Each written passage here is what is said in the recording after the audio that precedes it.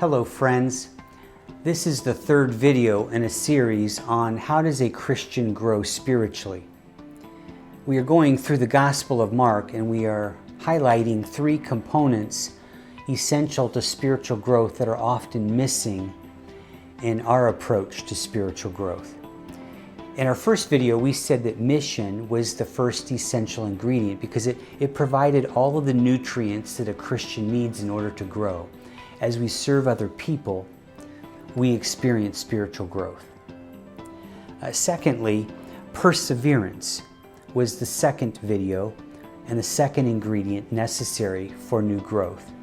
That as we persevere over challenges and failure, God plants a new seed of growth in our life.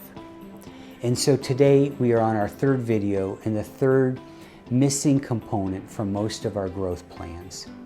I'm in Mark chapter 3, starting in verse 13. So in Mark chapter 2, in the beginning of Mark chapter 3, there has been a buildup of conflict with the religious establishment. Jesus is healing people on the Sabbath. He is gathering with people that are sinners.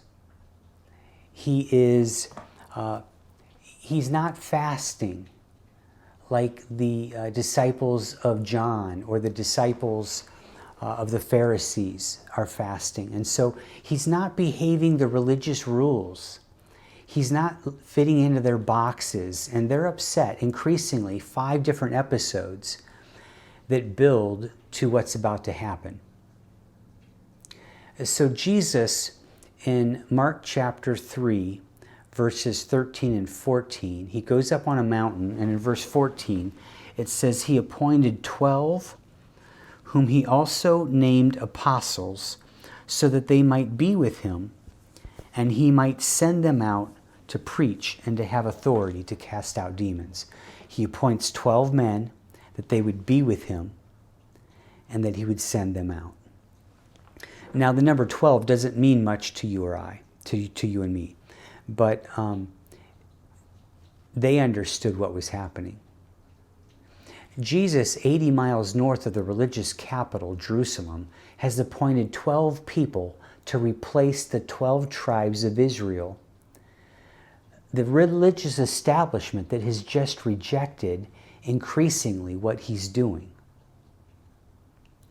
Now, Mark will put things in pairs, so that you won't miss it, number one, and you'll be able to contrast it with what he's trying to teach. So you have 2 different groups that should be on the inside that are on the outside that he replaces. The first group is the religious establishment. If you'll notice, in verse 22, the scribes who come down from Jerusalem were saying, he's out of his mind. He's possessed by Beelzebub, or by the prince of the demons. He casts out demons. He's casting out demons. People are coming from over 100 miles away. They're crowding into Capernaum.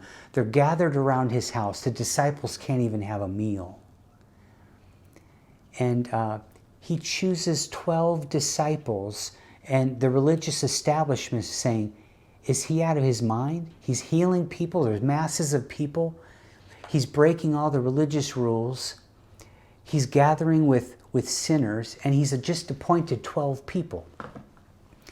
Now, because they come in pairs, there's a second group that thinks he's out of his mind, and that's his family. So this comes in pairs as well. So notice in verse 20, after he appoints 12, Jesus, verse 20, then he went home, and a crowd gathered again so that they could not even eat. And when his family heard it, they went out to seize him, for they were saying, he is out of his mind. They're saying the same thing, the religious leaders. He's got to be crazy. All of these people, he's healing people. He's just appointed 12 disciples to replace the 12 tribes of Israel. We see a second pair in verse 28. In verse 31, and his mother and his brothers came, and standing outside, they sent to him and called to him. and a crowd was sitting around him. And they said to him, "Your mother and your brothers are outside seeking you." And he answered them, "Who are my mother and my brothers?" And looking about at those who sat around him, he said, "Here are my mother and my brothers. For whoever does the will of God, he is my brother and sister and mother." Now, in the first scene, Jesus replaces the religious leaders. In this scene, Jesus doesn't replace his family. He is still devoted and loyal to his family. And his family eventually in the narrative become devoted followers of Jesus as the Son of God and the Messiah. But at this point in the narrative, he uses the fact that they're struggling with the fact that Jesus is gathering large masses of people from over 100 miles away, healing people like crazy, and he's just replaced the religious establishment by appointing 12 disciples. And he looks to those around him and he says, "Those that do the will of God, these are my mother and brother and sisters." He's elevated the followers of Christ who do the will of God and follow him on mission to be a family. They are family-type relationships. So the third missing ingredient that most of us do not include in our growth plan are small missional communities. So if we're doing mission and we're persevering and we're doing that in the context of small missional communities, we're doing it together. That's a great environment for God to plant new seeds of growth in our life. So there's three things we don't mean by small missional communities. Number one, we don't mean large gatherings. Large gatherings are terrific for teaching the Bible and experiencing praise and worship together. Continue to do that. They provide wonderful nutrients and encouragement to our lives. But they're not small missional communities. They don't replace what Jesus modeled and meant by make disciples. Secondly, we don't mean one-on-one relationships. One-on-one relationships are terrific, but most of the examples we look at in the Bible as one-on-one relationships were one-on-one relationships in the context of small missional communities. You have Peter with Jesus. You have Barnabas and Paul on a small missionary team. You have Paul and Silas and Paul and Timothy. They were a part of missional teams. They were in small missional communities, and Paul is giving one-on-one encouragement and feedback in the context of small missional communities. Thirdly, what we don't mean by small missional communities are small gatherings that gather for the purpose of Bible study and prayer and fellowship. Those are wonderful things. But if mission isn't a part of those, you need to include that somewhere. Bible studies are wonderful. Don't stop doing them. Don't stop gathering for prayer with different people. But none of those are replacements for what Jesus modeled and meant by make disciples. He gathers a small group of people together who live on mission. And that's the context whereby God changes and does his work in our life.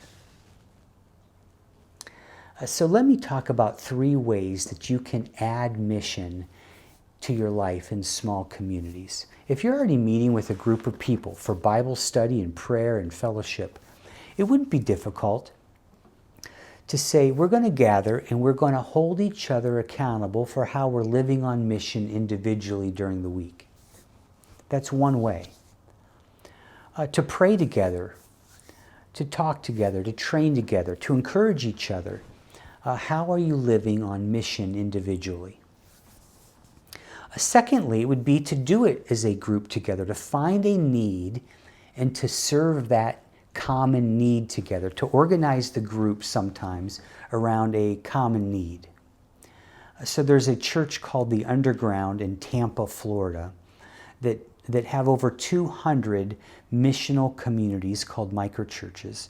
And 80% of those are gathered around a common need.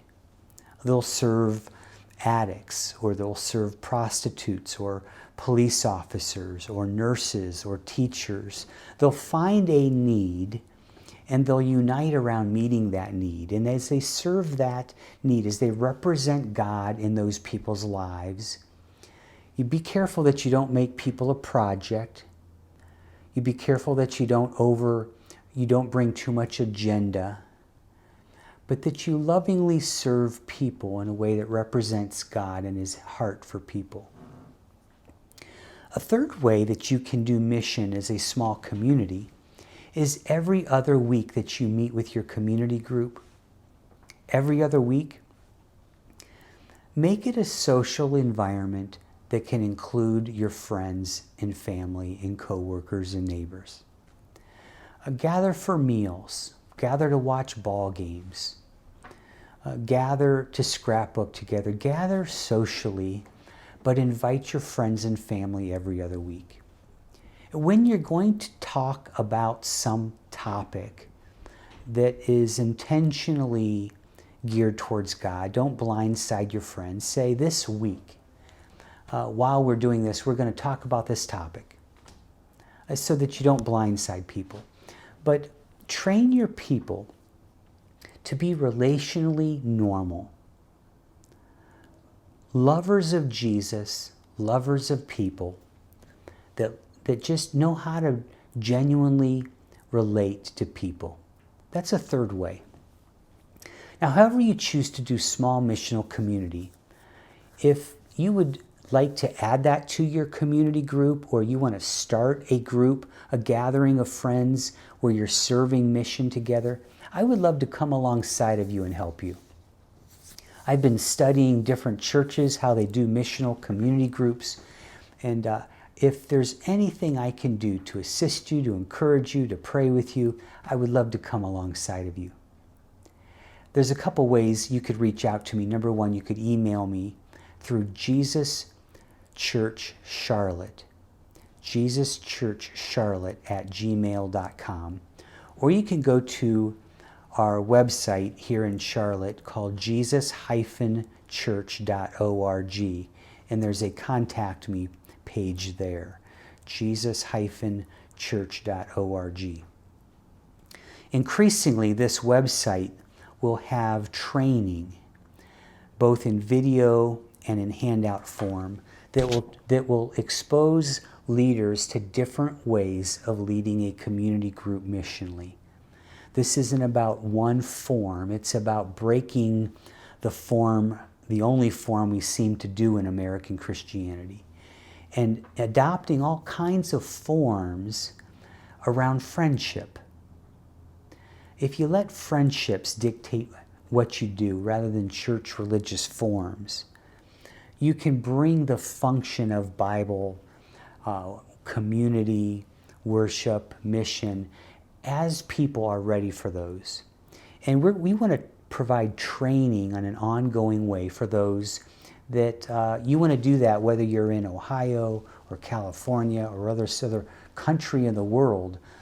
We increasingly want to be a source for people to find training for small missional communities. So 3 missing components to your life I pray that you will add to your life this year: mission, perseverance, and small missional communities. If you will include these as a part of your growth plan, God will fulfill His word.